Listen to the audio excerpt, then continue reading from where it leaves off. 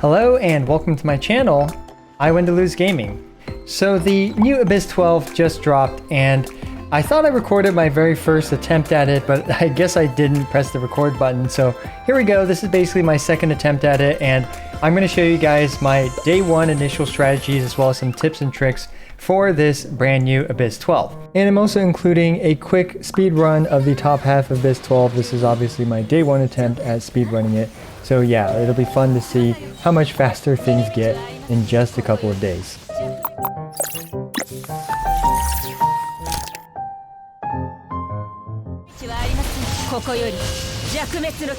So here are the two teams that I'll be using. The first team is going to be a Hyper Bloom team with Colette as the main Dendro character, and she's going to be using a sacrificial bow as well as the 4-piece Deepwood Memories.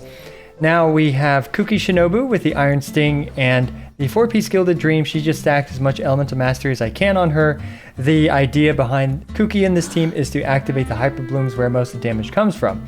Next we have Venti. So Venti is going to be a very important utility character, especially for 12-1, 12-2-1 and 12-3-1, because you know oftentimes CC is more valuable than pretty much anything else in the game.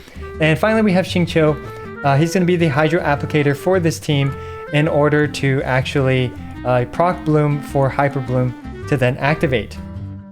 So let's take a look at the second team that I have in mind. The second team is more focused on single target damage, and I'm going to try this Mono Pyro team with Zhongli. And Yomi is going to be the DPS of choice with the Rust, with Bennett support. And we're going to switch Bennett off the Aquila Favonia onto...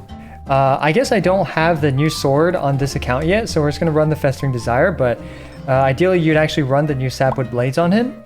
And we have Xiangling, because like I said, Mono Pyro team, she's going to run the 4-piece Emblem Sever Fates. And we have Zhongli. Zhongli here is going to be an Archaic Petra support for our team to provide a little bit of bonus damage, and most importantly, his extraordinarily beefy shield. The monster lineup for this, we have some very beefy robots here, then we have a bunch of random junk monsters in this half. Now, for this team, it's important that they kind of focus down these, especially the Fatui Skirmisher before it gets his shield up. Then we also have a Pyro Primo Geovishap, so hopefully this Pyro team will do just fine against it, but you really want a team that can dish out some serious single target damage for this. And finally, we have the Jade Plume Terror Shroom in the second half of Abyss 12, where you're going to want, you know, obviously a lot of single target DPS. Now the first half is pure chaos and stuff, so you guys will see once we get to it what's going on there. All right, our teams are set up. Let's give this a shot. Alright, so we have Venti in the first slot, so that way he can just cast his Elemental Burst immediately without having to, you know, worry about the auto-targeting issues that it has otherwise. And kind of the goal with this is to keep these guys together while proccing as many Hyper Blooms as possible. And honestly, because of the AoE nature of this chamber, you could even try like a Virgin team or something. But we're going to go with a Hyper Bloom because, you know, I've already kind of decided on that and set up my teams accordingly for it. So yeah, hopefully these guys stick together a little bit longer, because that is always nice when the enemies just stay next to each other and let you kill them. All right, there we go. I guess that went pretty well, all things considered. So now the robot over here spawns pretty far, unfortunately. But it is what it is. Cast the Venti Burst on it, because why not, right? And gonna pop off with a couple of Xingqiu stuff. And while it's kind of like flying around, you know, I actually like to use Colette's aimed mode because her boomerang struggles to hit it.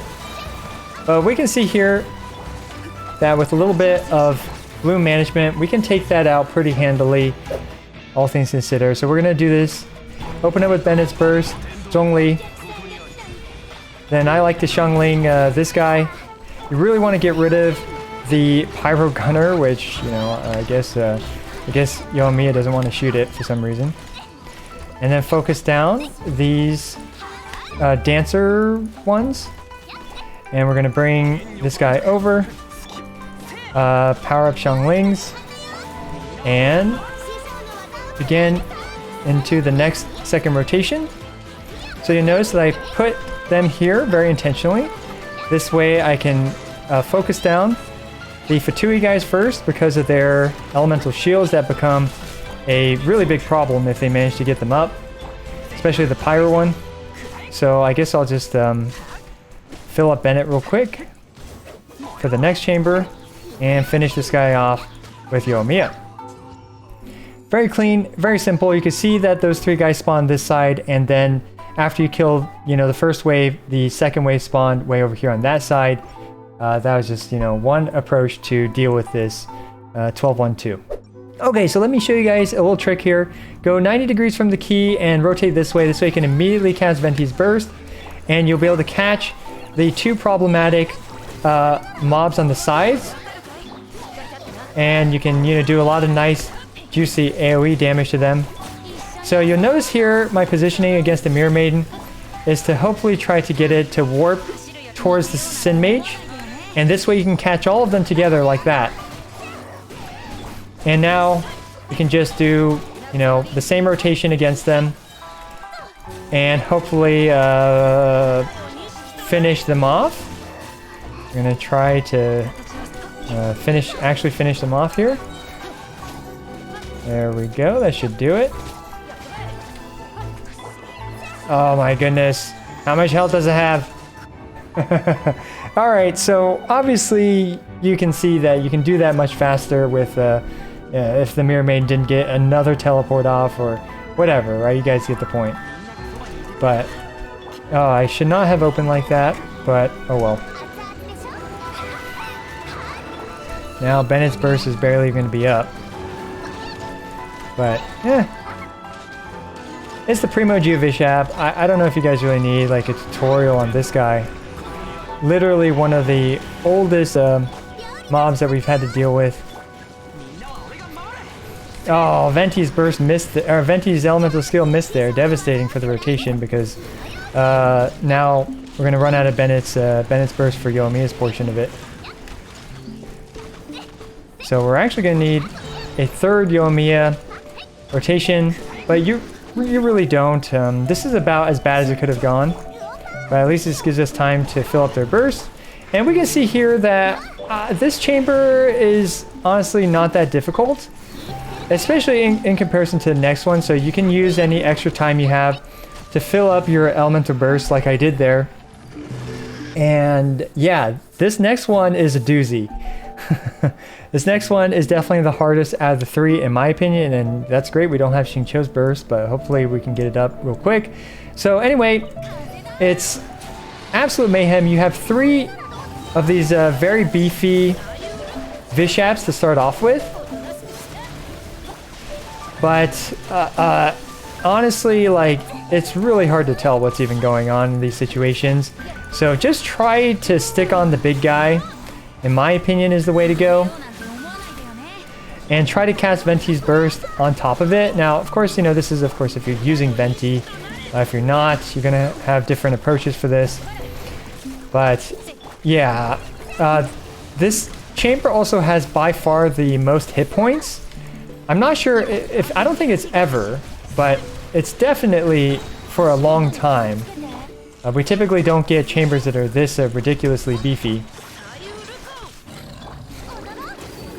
And that targeting is most unfortunate because now that one's out of range, but hopefully it'll come over here, right? So does it actually move forward, or does it just sit there the whole time?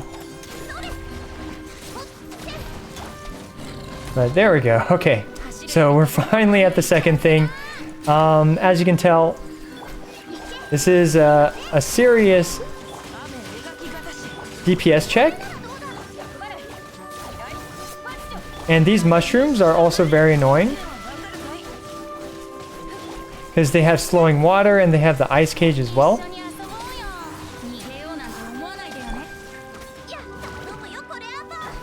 But yeah, there we go. So I think that was roughly 1:30, which is actually pretty good in my opinion for that chamber. But next we have the Jade Bloom Terror Shroom. I don't really know like its patterns and all that stuff very well, but it's another beefy single target. And this thing actually hits really hard. So we're gonna iframe it a bit, but we can see that it's significantly squishier in comparison to the Primo Geovishap. Primarily because the Primo Geovishap is pyro infused, right? So any strong single target DPS is gonna do well against the Jade Plume Terror Shroom, as you can see. So here is the speedrunning strategy that I came up with this. This is a day one speedrun. I'm certain that there's going to be people to absolutely crush my time after even just today, right? It's already out in the CN servers and those guys go crazy with these speedruns. But if you have, a similar team to this, you can implement these strategies or these ideas. But for 12-1-1, I used a Raiden Yai team. You can replace this with a Hyper Raiden or even a Raiden National should do well as well.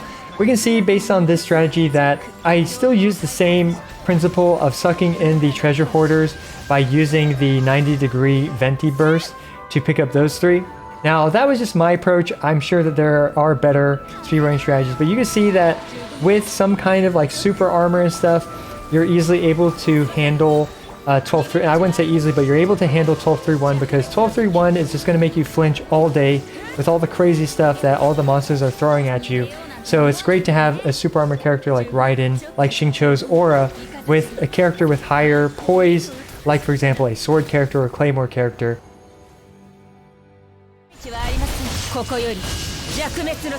This is just one way to approach this Abyss 12. You can see that the Hyper Bloom team did actually manage to essentially do their job in 9-star Abyss 12.